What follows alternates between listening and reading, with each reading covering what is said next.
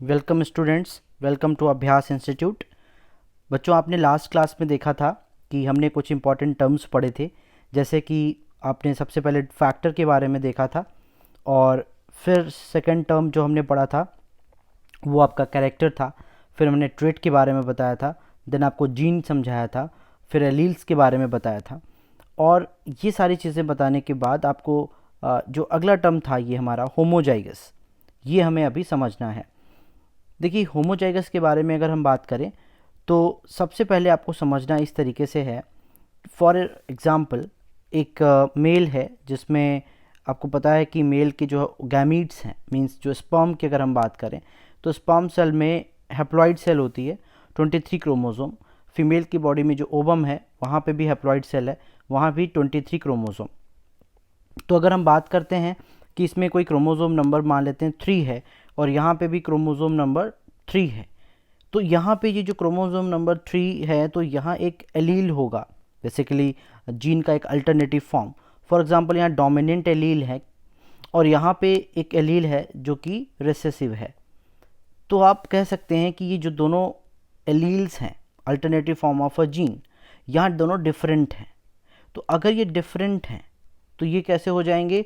अब क्योंकि जब ये स्पर्म और ओवम फ्यूज़ करेगा, फ्यूज़ करके एक जाइगोट बनाएगा, और जाइगोट जब भी बनाएगा तो इसके पास जो थर्ड पेयर क्रोमोसोम अल्टीमेटली जब रीस्टोर होगा, नंबर ऑफ क्रोमोसोम 46 होगा फाइनली, तो थर्ड पेयर जो आएगा हमारा, उसके पास इन दोनों जगहों पे कैपिटल टी स्मॉल टी की अगर हम बात करें तो यहाँ ये दोनों अलग अलग हैं। तो ये जो एलील्स जब अलग अलग हैं तो ये जो जाइगोट बनेगा, ये जाइगोट बनेगा हेटेरोजाइगोट। हम इसे क्या कहेंगे बेटा? हेट्रोजाइगोट। और ऐसे इंडिविजुअल को जो इस हेट्रोजाइगोट से डेवलप होगा उसे क्या कहेंगे? हेट्रोजाइगस। जब आपको हेट्रोजाइगस समझ में आया तो ऑब्वियस ही बात है होमोजाइगस समझ में आ जाएगा।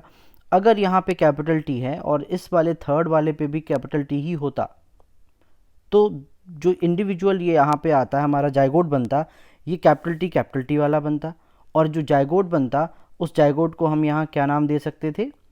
वी विल कॉल इट, हम इसे क्या बोलेंगे? बिल्कुल सही, आपने सही सोचा, हम इसको बोलेंगे होमोजाइगोट। और अगर ये होमोजाइगोट है तो इस होमोजाइगोट से जो इंडिविजुअल डेवलप होगा उसे हम क्या बोलेंगे? Homozygous. Homozygous for that particular trait, उस पर्टिकुलर कैरेक्टर की बात करेंगे सिर्फ हम, है ना? पूरे ऑर्गेनिज्म की हम बात नहीं कर रहे, ठीक है, उस कैरेक्टर की बात कर रहे हैं। होप आपको समझ में आया होगा। अब अगर थोड़ा सा भी डाउट रह गया तो ये डेफिनेशन से क्लियर हो जाएगा। Let's see, here is homozygous. A zygote is formed by fusion of two gametes having identical factors is called homozygote, and organism developed from this zygote is called homozygous. Capital T, capital R, small t, these all are conditions are homozygous. Understood everyone? Okay, so now we will move on the next term. Here is it, here it is. Basically ये जो term है second heterozygous हमने समझ लिया है, बस definition पढ़नी है। A zygote is formed by fusion of two different types of gamete carrying different factors is called heterozygote, and individual developed from such zygote is called heterozygous. Okay, so the term homozygous and heterozygous are coined by W. Watson, जिन्होंने genetics term को coin किया था। Now we will talk about the hemizygous condition. ये जो hemizygous है इसको थोड़ा ध्यान से समझना होगा आपको। देखिए, ये भी बहुत आसान है समझना। फॉर एग्जाम्पल, हेमीजाइगस कंडीशन, पहले इसमें डेफिनेशन मुझे पहले बतानी होगी आपको, तब आप थोड़ा सा रिलेट कर पाएंगे। यहाँ है कि if individual contain only one gene of a pair, मतलब कि किसी जीन भी पेयर में है ना, क्योंकि क्रोमोसोम के ऊपर होते हैं और क्रोमोसोम तो पेयर में होता है, तो जीन भी पेयर है, मतलब कि एलील्स की ये बात कर रहे हैं। तो only one allele of a pair, मतलब जीन की बात करें तो जीन का एक अल्टरनेटिव फॉर्म जो एलील की बात कर रहे हैं, तो only one gene of a pair, then individual said to be hemizygous. Male individual is always hemizygous for sex linked gene. अच्छा, अब इसको समझते हैं। फॉर एग्जाम्पल, ह्यूमन बीइंग में ये ह्यूमन की सेल है और इस सेल में आपको पता है कि टोटल जो क्रोमोसोम्स होते हैं 23 पेयर, और टोटल नंबर की बात करें तो 46। तो टोटल जो क्रोमोसोम्स हैं वो 46 हैं। अब 22 जो पेयर होते हैं ये ऑटोसोम्स होते हैं। 22 पेयर कैसे होते हैं? ऑटोसोम्स होते हैं। और जो 23 होता है, 23rd पेयर होता है आपका, 23rd पेयर क्रोमोसोम होता है, वो से एक्स और वाई।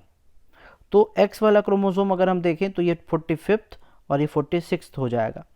अब आप ऐसे ही देखिए, यहाँ पे ध्यान से समझिएगा, मेल इंडिविजुअल की बात हुई है।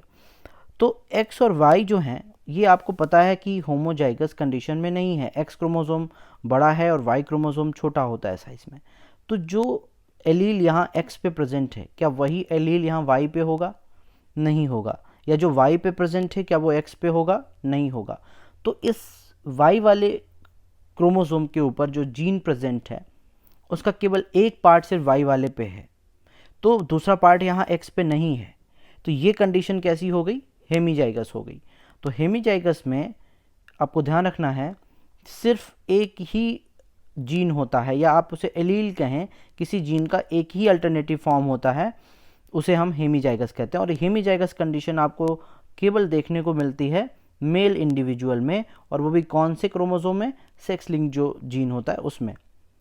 Now there is a term phenotype. एक टर्म फिनोटाइप होता है। फिनोटाइप मीन्स होता है फिजिकल अपीयरेंस की बात हो रही है।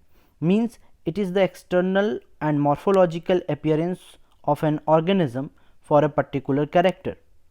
कोई एक पर्टिकुलर कैरेक्टर है, उसके अपीयरेंस की बात हो रही है। जैसे आप बॉडी हाइट की बात करें तो बॉडी हाइट एक्सटर्नली जब दिखेगा तो या तो पर्सन टॉल होगा या डॉर्फ होगा।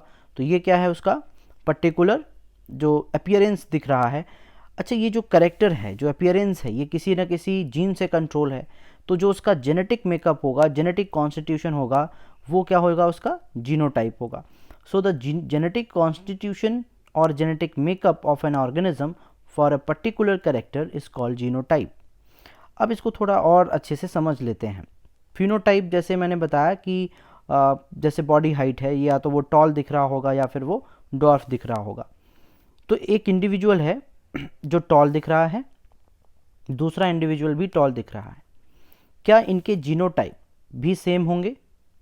तो आपका आंसर होना चाहिए मे और मे नॉट बी सेम। अच्छा, सेकेंड केस लेते हैं।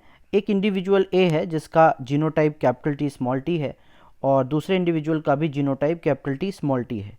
क्या इनका फिनोटाइप सेम होगा? तो आप कहेंगे definitely it will be same. तो हम एक स्टेटमेंट कह सकते हैं कि the genotype of two organisms are same. If the genotype of two organisms are same, then phenotype must be same. And if the phenotype of two organisms is same, their genotype may or may not be same. Is it clear? तो अगर genotype same है तो phenotype जरूर same होंगे, लेकिन phenotype अगर same है तो हो सकता है जीनोटाइप सेम हो सकता है ना हो। Term genotype and phenotype was coined by W, basically Johnson ने दिया था, जिन्होंने टर्म जीन दिया था। इन्होंने ही टर्म जो है फिनोटाइप और जीनोटाइप भी क्वाइन किए थे। Thank you everyone. Now this remaining terms we will do in next lecture.